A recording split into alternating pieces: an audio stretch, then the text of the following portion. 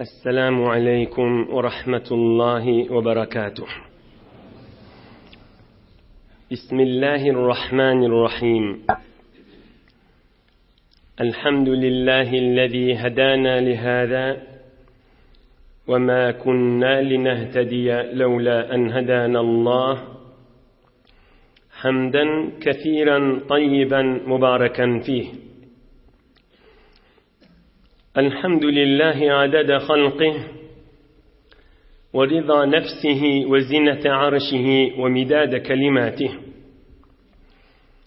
اللهم صل وسلم وبارك على عبدك نورك إمام المتقين سيد المرسلين شفيع المذنبين سندنا محمد النبي الأمي الأمين وعلى آله وأصحابه وأنصاره وأتباعه أجمعين. لا أسألكم عليه أجرا إن أجري إلا على رب العالمين. اللهم وفقني لبيان ما يحتاج الحاضرون إليه وما يصلح أحوالهم. إلهي أنت مقصودنا ورضاك مطلوبنا، فأعطنا كلنا محبتك ومعرفتك. بيك تاك الله تبارك وتعالى هم عندن طاعات وإبادات لنذي صالح أمل لنذي خداي تين أترشق لنذ ومحبت لنذي دعاء خير لنذي soğuk giycelerde, kışın giycelerine server rahmetellil alemin Muhammed Resulullah aleyhissalatu vesselam'ın süyücü yaşayışından ve almalı derslerinden eştersip taştan yakından tıkılışıp oturmalı. Büyük Allah Teala hemmende dünya ve ahiret saadet, izzet, serbulendi versin inşallah. Huday Teala yaşayışlarında, zindigilerinde bereket, süyücülükten ayırmasın. Huday Teala vatanımız emniyet bolup, parahatçılık bolup, ağzı birlik ittihat bolup, dini dünyamız avatlıktan, keyif edip parahatçılıkta, emniyetlikte, dini dünya bernamalarımız yürüyüptü. Huday Teala hem uzak hem devam versin inşallah. Peygamberimiz server aleyhissalatu vesselam'ın 60. yaşında Taif şehri muhasere edip qavab duran yağdayları ve qaytçıq güllerine bolan vakıa. Yani Taif şunun gurrunda gelecek feth olmayar. Yani Taif Müslümanların eline düşmeyar. Göreyliğin näme vakıalar oldu. 20 güne golay Peygamberimiz sahabaları bilen Taif'i muhasere edip qavadılar. 20 günün döwregi bolanna, yani qayçıq gülleri bolanna Peygamberimiz aleyhissalatu vesselam bir mübarek diş veripdir. Göreyliň. Qala Rasulullah sallallahu aleyhi ve sellem li Ebi Bekir'in Siddiq radıyallahu anh: إني رأيت أني أهديت لي قعبة مملوءة زبدة فنقرها ديك فأهراق ما فيها.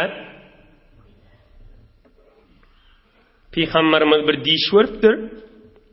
Ohum onu Hazreti Ebi Bekir Siddiq'a radıyallahu anh'a barıp aydıptır. Men diş verdim. Dişimde bana bir kap dolu qaymak, miske yağ, süydün üstünden alınan süy ciğerini bana verdiler deyiptir. Ohum şu kap içi yağdan, qaymaktan, serşirden dolu. Şon elmalamda bir horoz gelip şona çoktu. Ohum elimdeki kap döküllü, qaymak men ip bilmedim. Berde Türkmen dilinde bana nefik bolmadı diyen ya Allah. Şu kap elimden kaçtı ve qaymakta döküllü deyiptir. Men şu dişi gördüm öten akşam deyiptir. Peygamberimiz veriptir. Hazreti Ebu Bekir Siddiq'a tarif etipdi. görün diýişini aýdypdy. Qala Siddiq radiyallahu anh: "Ma azunnu an tudrika minhum ya Resulallah yawmaka hada ma turid." Hazreti Ebu Bekir Siddiq diýişi tabir etipdir, yorupdyr. Mene diýipdir, şu Taif, şu şäher şonu biz açıp biljek däl ýaly bolýar. Şu diýişiň yorugdyşy biz ýydymyza gaýdy bermeli ýaly bolýar diýipdir. Peygamberimiz aýdypdyr: "Ve ana la ara zalik." Men şeýlem qadiýan şu diýiş şoňa ýorýan diýipdir. Elimde bir qaymak, bir qap berildi, bir horoz çokdy. Oşol döküldi, elimde zat qalmady diýipdir. Inhe Peygamberimiz aham Nevfel diýen sahaba geňeşýär.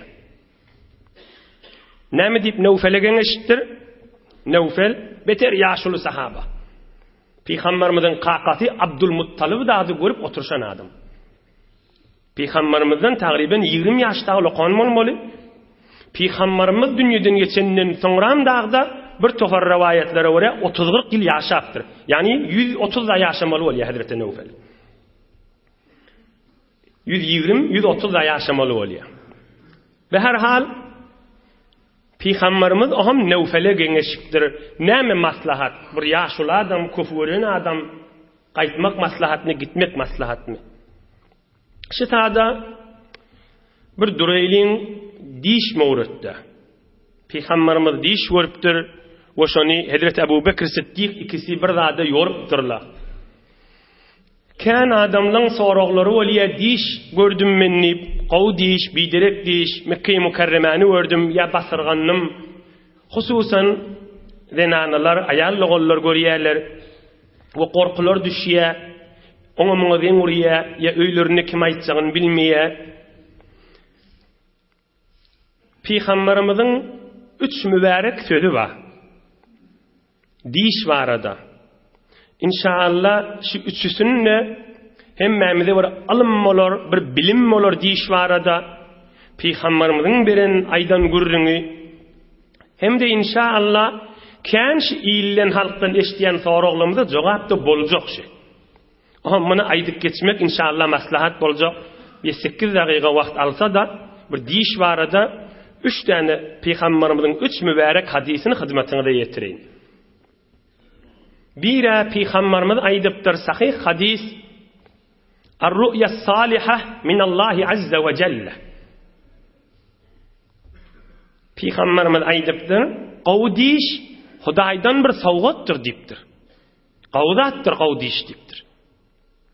Gawdiş köplerçe gysga bolýandyr. Gawdiş aňyr sübäsi bellidir, adamyň ýadyndan çykýan nädir? Mydam ayna ýaly gözüň öňünde durandyr. O sen ýüregiňe açyk Hudaýdanlygy bellije bolup durandyr. Keşi saňa bir gawdat aýtjak bolýar. Wal hulmu minaş-şaytan.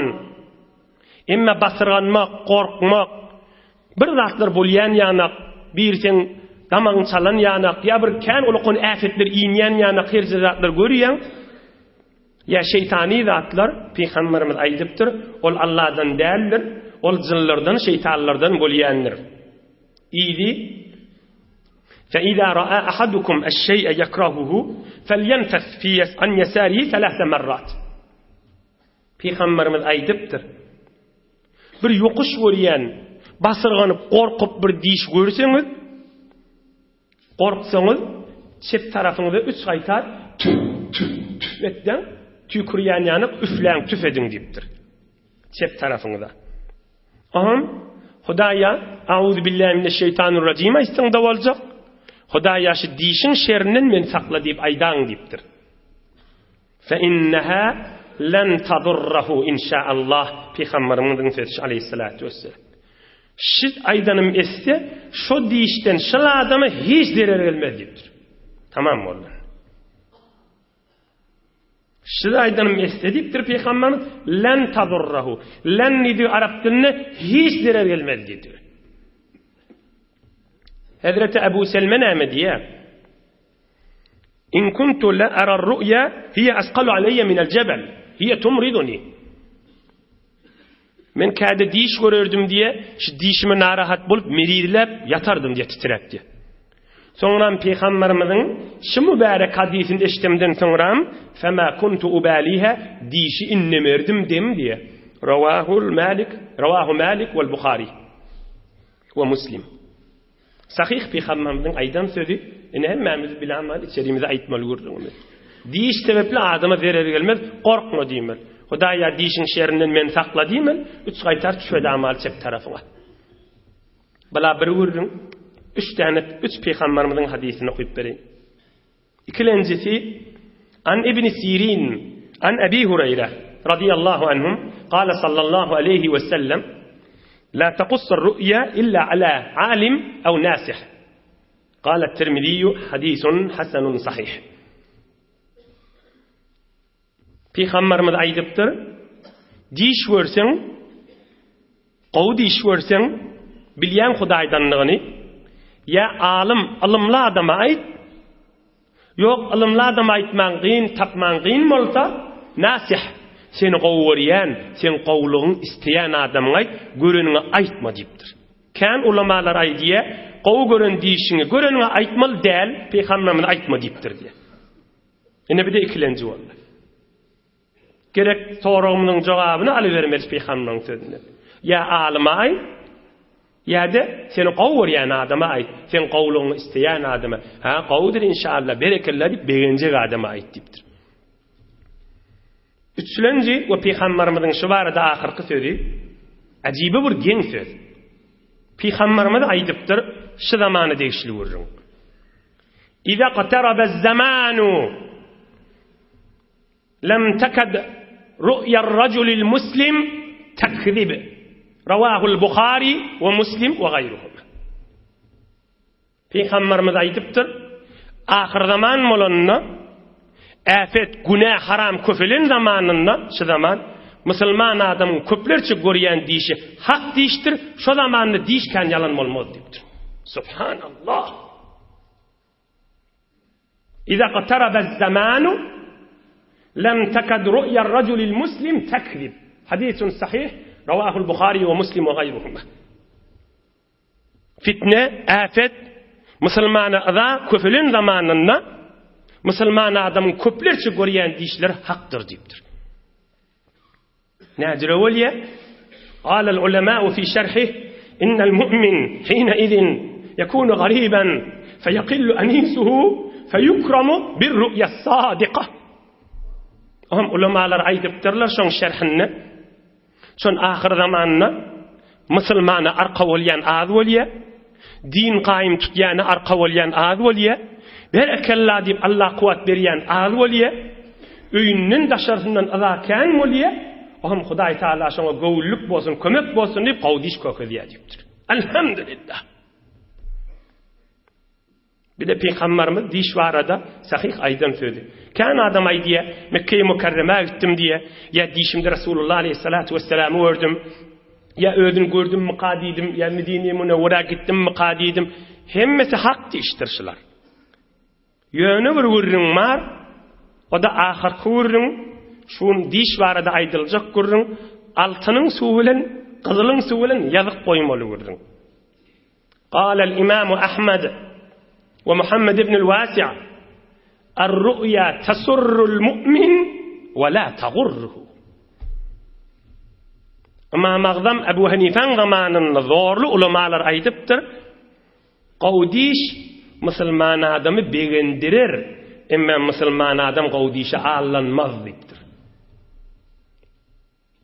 Qawdiş, hak diş, pek Allah'dan bolan bir dişirgemek, musulman adam beğendirir.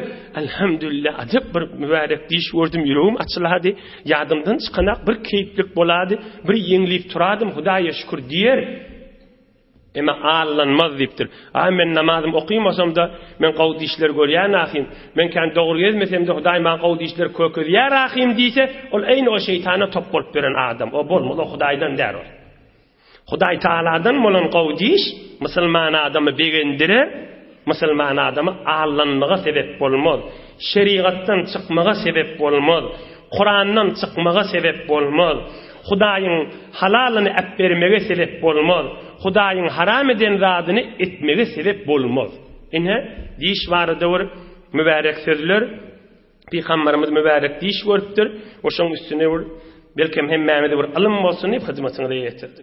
Göreyli Peygamberimizin mübarek ýaşaýyşynyň ýylynda näme ýagdaýlar bolupdyr. Peygamberimiz diş görüpdir. Ebu Bekir Siddiq maslahat bilipdir. Taif feth boljak däl. Aham bi ýaşul Nevfel näme diýipdir. Ya Resulallah, sa'labun fi juhur in aqamta alayhi akhadtah ve in taraktahu lam yadurruk. Ajib akıl kefayetdir. Bir yaşlı 100 yaşın döwrüňdäki sahaba. Ya Resulallah diýipdir. Bir Taif'in içinde kafirleri qavadyk.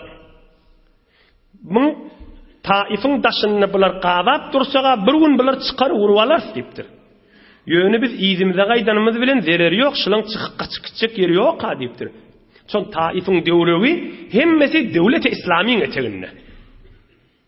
Biz şular etberki denimiz bilen hiç bir döwür zereri ýok diýipdir. Goý çyksa çyksyn şular diýipdir. Ýene diýipdir İslamyň döwletiniň etegine girmeli bolýar. Çyk bir eksin şular diýipdir. Fa-amara sallallahu aleyhi ve sellem Umara ve adzana fi'n-nas bir-rahil.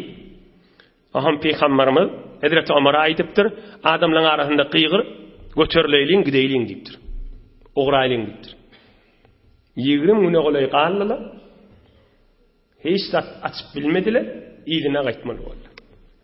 Aham Hazreti Ömer eýlan etipdir. Ýöreň Peygamberimiz eýlan etdi, gaýtmalylar diýip. Faja'alal muslimun yamshi ba'duhum ila ba'd. 10 min sahaba dağı var. Beter gurrun kan mustara aralarında. Biri-birine barışıptırlar. Yani näme şudur şunu bir etberki değilmi diýipdirler. 20 güne golay durdyk. Taif'e açman gitmeýin diýipdirler. Näme diýip maslahat beripdirler. Şon Peygamberimiz de geňeşipdi sahabalaryna. Şondan çyryň ey nazarlaryny oklatdyrlar.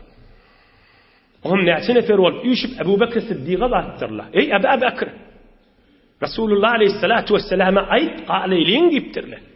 Taif'i näçe fethetmäni gitjek diýipdir. Taif'in içindäki gülörler, kafirler gülörler. 20 gün gallyk açyk gideýin. Musulman et gideýin Taif'i diýip. Faqala as-Siddiq, Allahu Teala ve Resuluhu a'lam. Wal amru yanzilu aleyhi min as-sama'. Başarmarın diýipdir. Peygamberimize wagt maslahat berjek däl diýipdir. Allah gawsyn milýär, Rasulullah gawsyn milýär. Tur diýse turar, otur diýse oturar diýipdir. Näme etjek maslahat berip diýipdir. Aham sahabalar Hazreti Ömer'e bardylar. Fa-aba. Başarmaryn diýipdir. Bardy Rasulullah aýt, galeýin diýdirjek bolýardy.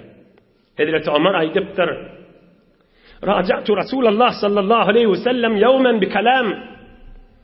Ötün ýylly men şizire ýerde meni iýberenlersiňiz Peýgamberiňiziň üstüne diýipdir. Bar kepläp utanyp galym, häzir ýadymdan çykanak diýipdir. Inniki däm dagy ara düşüp Peýgamberimize maslahatda bermerin. Näme diýse şol diýipdir. Gideýin diýse gideýin, duraýyn diýse duraýyn. Lan uraji'ahu abadan. Mena var Peýgamberimize maslahat berjek däl galeýin diýipdir. Ödüňiz bilýäňiz diýipdir. Peýgamberimiziň diýenine daýlyň diýipdir.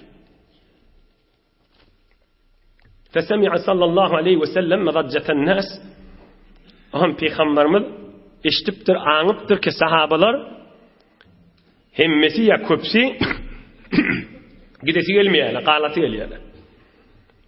Faqala sallallahu aleyhi ve sellem faqdu alal qital. İşgal ýok diýipdir. Galyň diýipdir. Baryň jeňe jöberiň diýipdir. Galaýlyň diýipdir. Galasyňyz gelýän bolsa, ýöreň diýipdir. Girin diýipdir, açyň diýipdir, fetheden diýipdir. Aham Peygamberimiz özüde öwürilip, sahabalar da galmaly bolup, bir gün artykmat şu taada galýarlar. We sahabalar şu galaýlyň diýerler, 100-100den, 500-500den, 1000-1000den Taif'in galatyna gaşyn soýýarlar. Eteginden deşip geçmeden süreyim, atışmadan süreyim, her näme bar hünerlerini oklaýarlar. Ýa-ma hiç peýda bolmany bir tofar sahabalar şehit bolýar we bir tofarlarda kan yaraly bolup üstünden ok atyp durýarlar. Aham Taif'in eteginden deşik bolup üstülerine gämişin sığırın derisini alıp sahabalar ok degmesin deyip bir öğlerini otok beceriyen yal götürüp Taif'in eteğine barıp deşikliği kalardı. Kafirler Taif'in üstünden erdigli demir koyup müteessifane sahabaların üstüne koyup onun da üstüne bir tofor şehit bolup qarlarlarda ok bilen atıp kan yara düşüpdir o. Peygamberimiz qayda illiyin etmänsen öz nazarlarına göre ay bir duruyliň deyip kan yaralar düşüpdir o şowunda. Aham Peygamberimiz aýdypdyr. İnna qafilun inşaallah. Bir gün geçti de yenidi. Bugün gideyliň deyipdir. Aham sahabalar zatlaryny ýygnaşyp beripdir. Gideyliň ya Rasulullah deyipdir. Beter gowm maslahatçy gitmekde deyipdir. Ve Nebi sallallahu aleyhi ve sellem yadhak. Aham Peygamberimiz mübarek Rasulullah aleyhissalatu vesselam gülüp mübarek diýesinimin ogratdyr bädikli. Sahabalar bilen gaýdypdyrlar. Emma geçen heftede geçenler kim madi? Bir münafık bardy. Bir münafık ol Taif'in içine girip Peygamberimize ağlayacak bolmady mı? Peygamberimize ne ağlayan menni niyet harap adam madi. فَلَمَّا اسْتَقَلَّ النَّاسُ لِوَجْهِهِمْ تَفَوَّهَ الْمُنَافِقُ بِمَدْحِ ثَقِيفٍ. O düşünmeli görürüm. Peygamberimiz inni qayta oğramalyny hemme sahabalar oğradylar. Ol münafık näme diýipdir? Geçen hefteki münafık daşından musulman içinden kafir. Bular dayaw millet tahrim diýipdir. Şo kafirler öwüti diýdi. Mecedetun kiram, öyle silagly milletdir bular. Qawmun mubarakun, mübarek millettir diýip sahabaların arasynda şo kafirler öwüpdir. Aham sahabalar narahat bolup bana söýüp Peygamberimize de eşitdirdiler. Peygamberimiz zat diýip görmän diýipdir. Ey cemaatlar, şıl adamdan ulaqon bir almalı ders başı necis, içi daşı telika adamdan. Geçen hafta Peygamberimiz şon çağırınna, Peygamberimizin yanına näme diýdi? Estağfirullah diýdi. Men inni kilap işi etmäyin diýdi. Emma inni fursatda yine şu kafirleri öwüp musulmanlaryň için ýaksak bolup öwürlük gelýär kala musulmanlaryň içinde näme aýdypdy? Bular daýaw millet ahim bular. Taif'ta aştıracakın bular dağ deyip şolary öwýänmen bolu. Geçen hafta geçen kunni Peygamberimiz zat diýmedi, Hudaý zat diýmedi. Hudaý Taala fursat berdi, näme diýip nigmatyň gadryny bilmeliler. Geçen hafta bir yıkıllı ayak taydı. Näme diýip şu tayandan gaýta habardar bolmalylar, inni men taýamaýyn. Çobari fotadi nigahdar pay ki yek bade diger ne lahzat zecay. Ey Hazreti Sa'di acip bir diye saydiya. Ey Müslüman ne? Bir gedek ayağın taydı değil mi? Sürüş yıkıllın da ha görýän bu taýy sifançak yer, bu taýy taýançak yer. Bu taýda adam yıkılayanmışdyk da inni habardar bol, ayagyň basaňda jaýyl jaba taýmajak bolun diýipdir. Çobari fotadi nigahdar pay ki yekbare diger ne lagzat jay. Ulaqon taýdyňdan bir gedek gürhüllap yıkıllın değil mi? Hawa yıkıllyk we her kim yıkılýar. Inni kinde habardar bol, yıkılmajak bol ayak basaňda. Näme diýip? Sa'di şunu kin suhan rast است ki her bari uftade berhast است. Ne her bari uftade berhast است. Menden şid nasihatı Allah galipdir. Her yıkılanda qalarsyň qadime diýipdir. Bir yıkılanda qalman şu düşünü güfürdak gidama diýipdir. Sa'di şunu kin suhan rast است ne her bari uftade berhast است. Menden şu nasihatı eşde galipdir. Kan tövbe etdim. Hudaýa, men inni kila tövbe etdim. Men Kur'an-ı Kerim başlajak diýdim. Allah bilen öz araňda wäden inni döwme. Men şu günahny etdim. Hudaýa, men inni kila etjekkä diýip öz bilen Hudaýyň arasynda nezir etdim, wäde berdim, wefa berdim. Ya merirläňde, ya bir tesadüf bolanna, ya bir kynçylyk gelenne, ya bir musibat ýetişenne, ya bir agyr iş düşenne, ya bir işim dogruljak bolanna, özüň bilen Hudaýyň arasynda bir gad wädeler berdiň dämi? Inni diýokma diýipdir. Onu Hudaý rahmatyna salýa, Hudaý mağfiratına salya, Huday muhlet beriye, Allah Teala rahmetine sal vakt beriye, ondan ay bilmeyen şık bolup, görmeyen şık bolup, yine o günahını tekrar etme deyiptir. Bir necis adama, bir münafığa vakt geçen hakkı. Yalnızca Resulullah ayettimen, inni kıraşıcır iş etmeyin deyip. Evurluk geliyaka, yine de Müslümanlara eziyet verip, kafirleri evveti, adamın niyeti harap olsa, adamın içi harap olsa, geçen hafta gurrun geçendir. Adamın daşı doğrulmayanmıştık. Ey cemaatla, ey Müslümanla, ey Türk millet, ey Müslüman millet. Adam içi harap olsa, niyeti harap olsa, daşı doğrulmayanmıştık. Hemmek şayet ki men niyetim qawi, men içim qawi deyip, niyet qawi deyip näme diýilýär? Niyet qawi diýdigi, Hudaýyň razyçylygyny tafaýynlayıp gezilse, şoňa niyet dogry diýilýär. Şu meclise näme dik gelmeli? Hudaý razy bolsun deyip, dogry niyet şol. Ak niyet diýerler şoňa, dogry niyet diýerler. İşte näme deyip öýe ütmeli? Hudaý razy bolsun deyip, ogluň şoňda haky barda. İlunyň dogan garnaşyň ene tamyň baraberine de wezifämma, şonu bitirenip öýe gidilýär. Oňa da ak niyet diýilýär. Ak niyet diýdigi, dogry niyet diýdigi, Hudaý razy bolsun deyip ýürekden iman joşsa, şoňa dogry niyet diýilýär. Bu niyeti harap ki. Näme diýip gelip Müslümanlaryň arasynda? Näme niyet bilen gelip Peýgamberimizin ýanyna? Niyeti harap, daşynyň arasyndalygy peýda berene. Ondan çyrin Peýgamberimiz näme diýipdir doga edenni? Hudaýa, içim daşymdan gawy bolsun. İçim daşymdan gawy bolsun. Emma daşym da arassa bolsun. Eýni hak dogaş. İçimiz de gawy bolsun, daşymyz da gawy bolsun. Daşymyz arassa bolsun. Kur'anyň aýtýan jüresine wara bolsun. Daşyňda haram iş etmeň niyetim gawy. Haram işiň hiç niyetiň dogry bolmaz. Daşyňa gawy bolsun, içiňde gawy bolsun. Yani içim daşımdan da gawrak bolsun deyip Hudaý Taala'dan dilemelikdir Resulullah aleyhissalatu vesselam. Inhe bula adam yine de Müslümanlara eziyet berip oğrar ettir. Hulasa göterilipdirler, oğratdırlar. Peygamberimiz bir doga öwretipdir sahabalarına. Ey sahabalam aydın deyipdir. Aibun, taibun, abidun li Rabbina hamidun. Musafiratdan öwrülende aydılması sünnet dogaňy ýerşi. Aibun, taibun, abidun li Rabbina hamidun. Nähat mahnasy awadan Taif'ten öwrilip barýaly da. Ýerege öwrilip barýaly, öýlerine gaşyn, Mekke'ye gaşyn. Yo, biz Allah'a gaşyn öwrilip barýas. Eden günahlarymyzdan öwrilip barýas. Eden ýalňyşlarymyzdan öwrilip barýas. Hudaýa hamd aýdýas. Aibuna hamza bilen, aibuna, taibuna, abiduna li Rabbina hamiduna. Allah'a hamd aýdyp barýas. Aýdyn şikayet diýipdir. Hudaýdan şikayetimiz de ýok. 20 mungalyk işler etmedikdi diýmeýäs. Hudaýa hamd aýdýas. Öwrülip öýe gitişimiz ýanyk. Eden günahlarymyzdan tawba edýäs diýipdir. Bütün insanlara, belki bütün alem jahana Resulullah aleyhissalatu vesselam'ın öwreden dogasy bolupdyr. O hem sahabalar aýdypdyrlar, inni Taif gally ýax aýryşdylar. Süýşip gelýärler. Ya Resulullah bir doga etdi aş Taif'e diýipdirler. İçinde kafirler barda. Peygamberimiz gol göterip doga edipdir. Allahümme ehdi Saqifan ve'ti bihim. Allahümme ehdi Saqifan ve'ti bihim. Hudaýa Taif'in içindekiler ak ýoly girsin, özleri men üstüme gelsin musulman bolup diýipdir.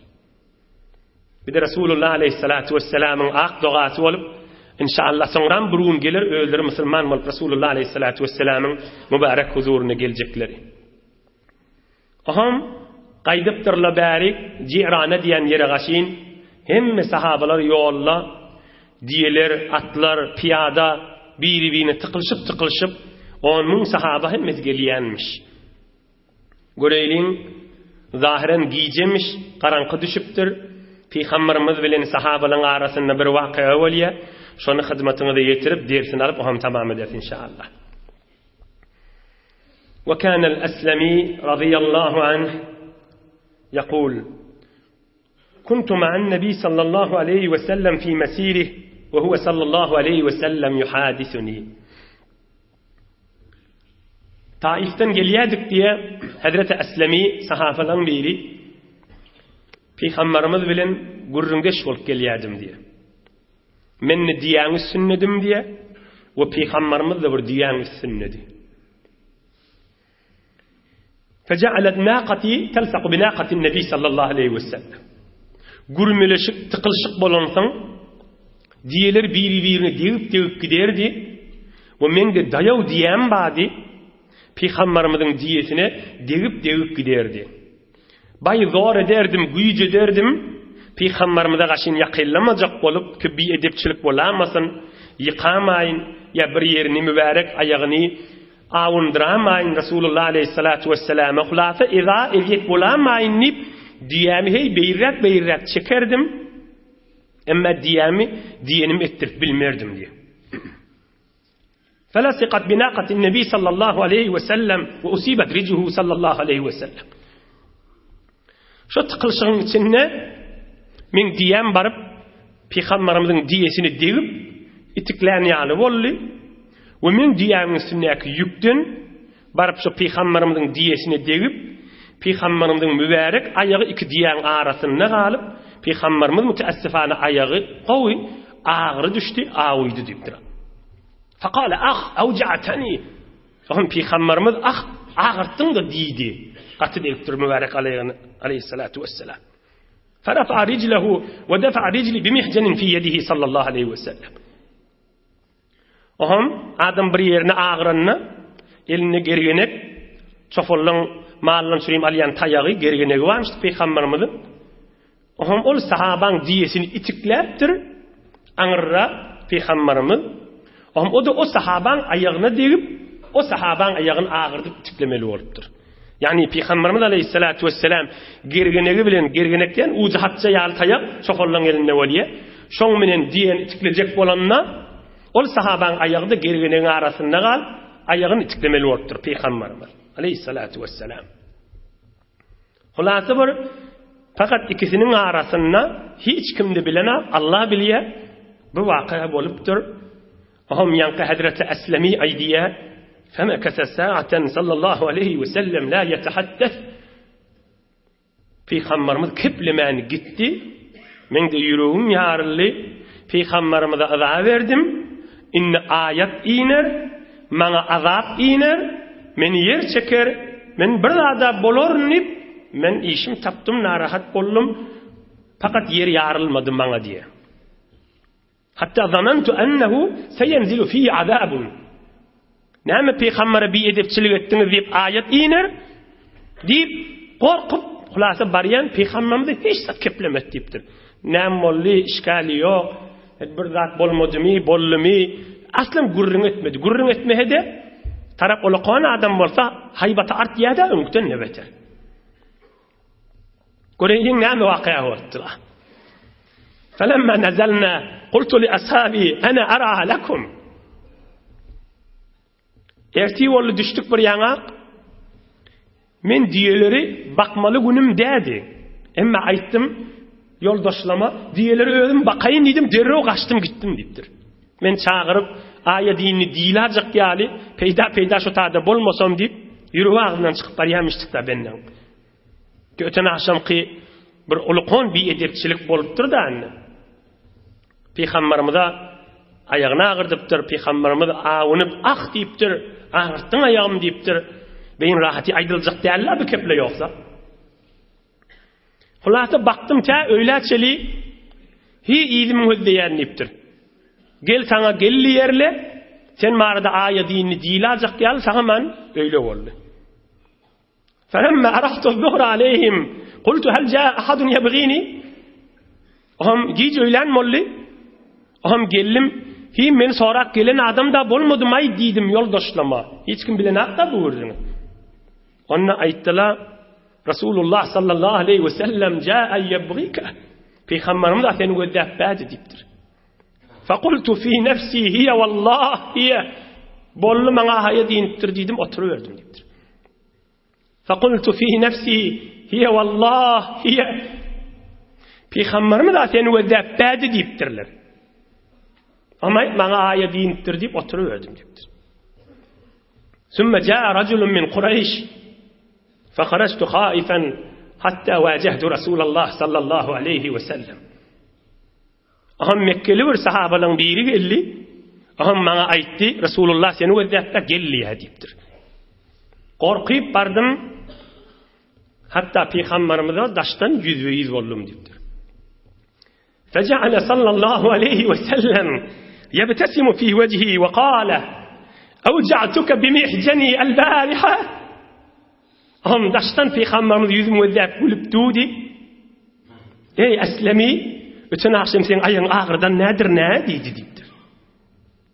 ثم قال صلى الله عليه وسلم خذ هذه القطعة من الغنم. Sen ayağını ağırttım, şu uyuşturan koyuldun hemmesi senki olsun son beraberine diye diptir. Ol narahat bolup bir sahaba özünden çüreyim. Ki ayet iner, näme Peygamberimize bir edepçilik ettin deyip hemme ulu gayrısı belli. Resulullah aleyhissalatu vesselam Muhammed Habibullah'ın ahlakını ödde sallallahu aleyhi ve sellem. خذ هذه القطعة من الغنم. Uyuşturan şu koyun hemmesi senki olsun deyiptir. Öten akşam ayağını ağırttım bilemezsen deyiptir. فأخذتها فوجدتها 80 شاة ضائنة كذا في المغازي للواقدي. Görsem 80 yüngülü koyunmuştuk deyiptir. Ola kan koyunum 80 koyunmuştuk deyiptir. Resulullah aleyhissalatu vesselam özünün ahlakı, özünün hoş ahlakı, özünün şahsiyeti, özünün buzurgvarisi, özünün ululuğu, özünün süyücülüğü bilen dünya tarihini, beşeriyet tarihini ovadallap koyan tarihlerin biri ortalıktır. Ey Müslümanlar, bu ilgunun içinde, saytların içinde, şebekelerin içinde, dünya boyunca insan tarihte şizirdat gördün mü kan? Şu ulukan kipleyerler, ulukan suhanrallar, dünya boyunca, nevisendeler, yazıcılar, dünya boyunca iyiliğin içinde nazar veriyerler, iyiliğin içinde mehabbetten, süyücülükten, ahlaktan kipleyerler, dünya boyunca dilleri 50-60 dile tercüme olup, dünya boyunca dilleri yayrayan adamlar, ayaşı ahlaktan haber var mı? Kam Resulullah aleyhissalatu vesselam'ın. Bu kafir dağışını eşitti, näme yağdayı görür kan? Näme yağdayı düşer kan? Ne kadar insanlara hürmet koyuyor Resulullah aleyhissalatu vesselam. Bunun lat yok ki, giyen içinde bir itikleptir, birini boluptur da, anırrak berrak boluptur da. Diyen tıklayacak boluptur. Resulullah aleyhissalatu vesselam'ın mübarek ayağına deyiptir. Peygamberimiz de mübarek eli bilen, eline gergeni bilen, on diyesini tıklayacak boluptur, ayağına deyiptir. Bunun lat yok ki. Ama Resulullah aleyhissalatu vesselam insaniyata ne kadar düşündürüyor adamın hürmetini, adamın siyliğini, adamın hakkı hukukunu. Bir adam bir Müslümanlığın biri de. Ne kadar aydan kefine amal etyenlerin başı Peygamberimiz. Peygamberimizin bir tarihi aydan kefi var. Tamam ulemanın kitabında bakıp iki kelime. Näme aydıptır? La zarara ve la zirara. Fakat iki kelime. La zarara ve la zirara. Peygamberimiz aydıptır. İslam'da zarar vermek bolmaz diptir. Ve la zirara. Palani bana zarar verdi. Men onun bir yerinin qarasını qafarını minnetmem diptir. İkinci la zarar ve la zirar. Müslüman birine zarar yetirmez diptir. İkilenci ve la zirara. Bana zarar yetirtip men ona zarar yetirerin dimer. Hakkını sorar. Ama men ona zarar yetirerin dimer diptir. Şu Peygamberimizin mübarek kefine özünün aleyhissalatu vesselam aydın kefine amal etşini özde. Yoksa zarar yetirenak, zarar yetireyinlenak, bana zarar yetirdin deyip zarar yetirecek olanak, yankı vururun da öğürlep durmayın. Ey hacı dehedele, ey cevan dostlar, şu kep nem deyip erhileyin arasında yürüyüm eller. Ey cemaatla, inniki üstbariyen, inniki önü üstbariyen, inniki izdivac ediyen, 20 yaşındaki oğlan gelinin arasında erhileyi ha, nikah, akıd ediliyor. Hudaýyň ady tutulýar, peýgamberin ady tutulýar. Näme diýip şu gyýly oglanın terbiyetini, wüjudyny bolmalyar şu Rasulullah'ın ahlaky we aýdan sözi. La zarara we la zirara. Men şu adamyma zirer ýetireýin. Sen aýtsa, o kim zirer ýetirme niýetinde ba? Hiç kimin niýetinde zirer ýetirme ýokdur ha. Emma bir wagt zirer ýetirýär haçan men güleýin diýip zirer ýetirýär. Men güleýin diýip adamyňa zirer ýetirmeler ki erki adam da zina anasyna şeýle. Men güleýin diýip ýoksa zirer ýetirme niýetinde ýokdur ha. Emma zirer ýetirýär da. Wala zirara. Ol zinanam maňa zirer ýetirdi diýip ya erim maňa zirer ýetirdi diýip men näşiňe zirer ýetirerim diýe Peýgamberimiz ikisini aýdypdyr. Ey cemaatla, Arap dilinde la zarar diýdigi zirer ýetirmäň diýdigi däl ha. Elhamdülillah hemmäňiz ilmli düşünmli adam. La zarar diýdigi musulmançylykda zirer bermek diýen zadyň özi ýok diýdigi. Etmäň diýse bir zat bazada etmäň diýilýär da. Emma Peýgamberimiz zirer ýetirmäň diýmendir ha. La zarara zirer ýetirmek boljakmy musulmançylykda diýipdir. Ýok zat diýipdir. Hamanys bal musulmanlygyň içinde bir daşa Hudaý diýip bermek ýok diými? Zirer ýetirmek de şo jürek ýok diýipdir da. Peýgamberimiz şo jürek akide diýip aýdypdyr. Ay ola aýdan kepi bir de ýa eşitdiňiz eden söz. Bir erheleýiň arasynda ýyl günümiziň günmügün dert dağ bolup soňyr dert bolup barýar. Ozan oglana terbiýetde her heftede agdal ýaşy gürjüňledi. Her hefte agdal mellal, her güne agdal turulmaly. Erki oglana ozal terbiyet berilmeli. Rasulullah'ın ahlaky we Peýgamberimiziň aýdan sözi. La zarara we la zirara. Peýgamberimiz aýdyp goýupdyr. Tamam ulamaly kitaplaryna goýup Imam Azam ýaly Ebu Hanife ýaly adamla, alymlar nätdiýär. Peýgamberimiz şikefe aýtdy diýip müňlerçe halal haram şundan hukum çıkartdyrlar. Peýgamberimiz şikefe aýtdy. Peýgamberimiz şikefe aýtdy. Peýgamberimiz la zarara we la zirara diýdi. Falan zat dogry däldir. Falan zat dogry däldir. Falan zat dogrydyr diýip. Bir agylym sadece nasihat biz almalyarmy? Ya ayallygyň erkekdigin. Hemişe ahunjally wagz berýärdiler. Dawa barada, zulüm barada. Şikefte aydel tamam edil bir 3 daqiqa durayliň. Hemmemiziň zihnine gelerdi dawa näme diýip? Ha bir nefer bilen dawa etdiýär. Bir mamulada, bir zatda. Biziň ýaşymyz, bizden ýokary adamyň hemme kişiň zihni ýetişeýledir. Bir ulama, bir ahun hamany köne taksirla, talay ahun taksirler ýani ötükden Allah rahmet etsin, wagzlar, nasihatlar berellerini, zulümden, eziyetten agzarlaryna hemmemiziň zihnine näme gelerdi? Zulüm diýeniň bir musulmana eziyet bermeliler, urmalylar. Dogry urun da öýdi. Emma bir zamanda başga musulman ýa-da sart bermeliler. Eziyet, zulüm fat öýüň içinde barda. Ya erheli, enata, oğulgy, dogan, ayallygyň, erkekdigin, ya amusi, ya daýsy, ya öz ýegeni, çykan ýegeni daşaňrakdy häzir. Peýgamberimiziň mübarek ýaşaýyşyndan daşlykdan bolmaýarmyşy. Peýgamberimiziň mübarek edip terbiyet birazyn berip gidipdirşler aýdylmansaň bolmaýarmy? Bir kuta gelmeli. Rasulullah janyň şahsiýeti kiçilmiş ahlaky bilen. Men sen ağırdadım mı deyip çağırıp iyidinne edip iyidinne ediptir ha. Yani eşittiniz ki hani şu aslami yok mu deyiptir. Ahırda o benlerde yüreği yarılıp barıyan mı? Men sen ağırttım deyiptir öten akşam. Al 80 koyun senki olsun deyiptir. Yüңlü koyun hemme senki olsun deyiptir. Hudaý Taala bizim öýlemizde de bereket, iman, mehabbet, abruydan ayırmasın inşallah. Hudaý zindigiýlere süýjülük bersin. Hudaý Rasulullah'ın ahlaky öýmede ýürüp dursun inşallah. Hudaý watanymyz emniyet, parahatçylyk, ittihad, dini dünýämiz abatlykdan ayırmasın inşallah. Hudaý maryzlarymyza şafa bersin. Musafiratda, gurbatda, müşkilli dogallar. Beýik Allah Taala hemmelerini ýar bolup ansat etsin. Hudaý Taala sowuk howada dostlaryňyň elinden tutup ýürüýüň edip sığışman oturşypsyňyz. Hudaý Taala janyňyza, malyňyza, ilmiňize, amalyňyza bereket bersin.